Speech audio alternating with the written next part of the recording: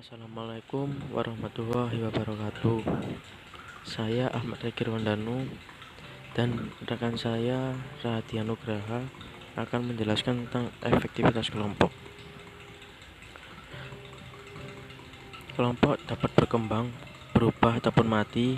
Oleh sebab itu, diperlukan efektivitas untuk memenuhi keinginan anggotanya. Karena dengan adanya efektivitas, kegiatan kerja, keagamaan, bahkan usaha individu lainnya dapat berjalan dengan lancar. Nah, selanjutnya, ukuran efektivitas kelompok. Untuk membangun kelompok yang efektif, maka diperlukan ukuran yang tepat. Seperti contohnya, berapa banyak roti yang dipanggang per hari, berapa banyak ponsel yang dirakit.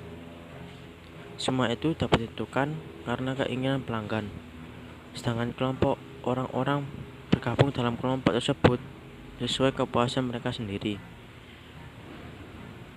Dan selanjutnya, variabel dependen. Yang pertama, kita perlu membangun kerangka umum.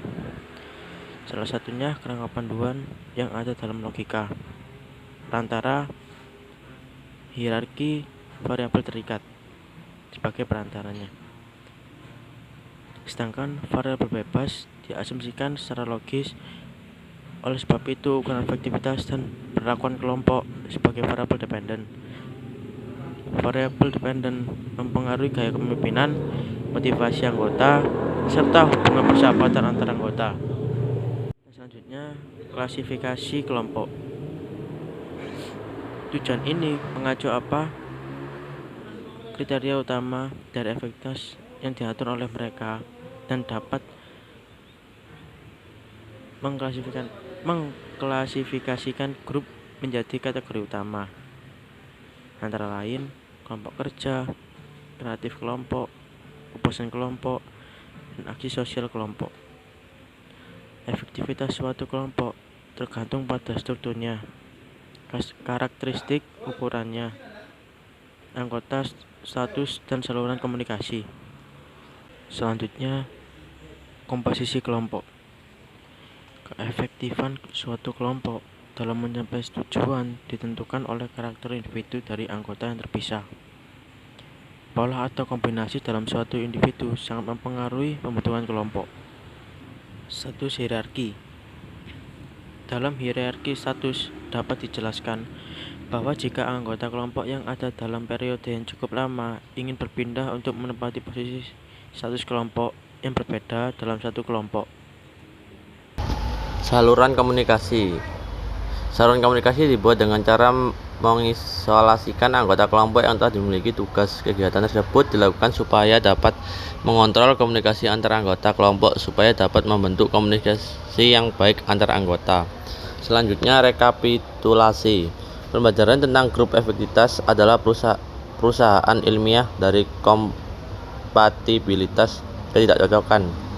Jika seseorang menempati posisi tertentu dan merasakan bahwa banyak orang yang memegang peran yang sama, akan dia harus bersikap sesuai perannya.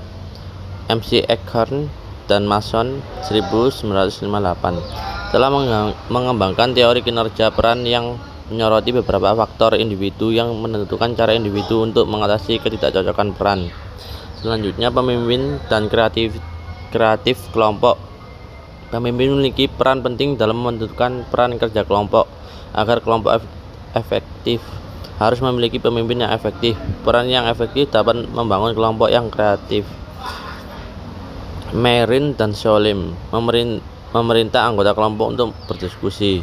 Pemimpin menyuruh semua anggota untuk mengajukan pendapat sesuai yang dia pahami. Anggota kelompok yang lain tidak boleh menyalahkan anggota kelompok yang berpendapat. Hal tersebut dapat membangun kelompok yang kreatif dan adanya saluran komunikasi yang baik antara anggota kelompok. Selanjutnya, pemimpin dan kerja kelompok. Dalam kelompok kerja, perilaku komunal ada kaitannya dengan kepuasan kerja. Kahn dan Katz menemukan 3 dimensi perilaku konsistensi pemimpin yang berkaitan dengan produktivitas kerja dalam kelompok, yaitu asumsi peran pemimpin, kedekatan pengawas, dan orientasi karyawan. Selanjutnya, motivasi kelompok dan produktivitas kelompok. Efektivitas kelompok tergantung atas anggota kelompok bekerja dalam menyelesaikan masalah. Semua anggota kelompok terlibat untuk berdiskusi untuk menyelesaikan masalah hingga menemukan solusi untuk membuat produk yang akan dibuat kelompok. Hal tersebut dilakukan karena dapat mengukur sejauh mana anggota kelompok termotivasi untuk membuat produk kelompok. Selanjutnya, perhubungan persahabatan, produktivitas, dan kelompok. Hubungan persahabatan maupun persaudaraan juga merupakan kelompok, tetapi dalam hubungan persaudaraan maupun persahabatan tidak perlu membuat aktivitas kelompok karena dalam hubungan tersebut tidak ada tugas yang perlu dikerjakan. Berbeda dengan kelompok, pekerjaan mereka menjalankan tugas yang memerlukan efektivitas. Sekian kelompok kami. Wassalamualaikum warahmatullahi wabarakatuh.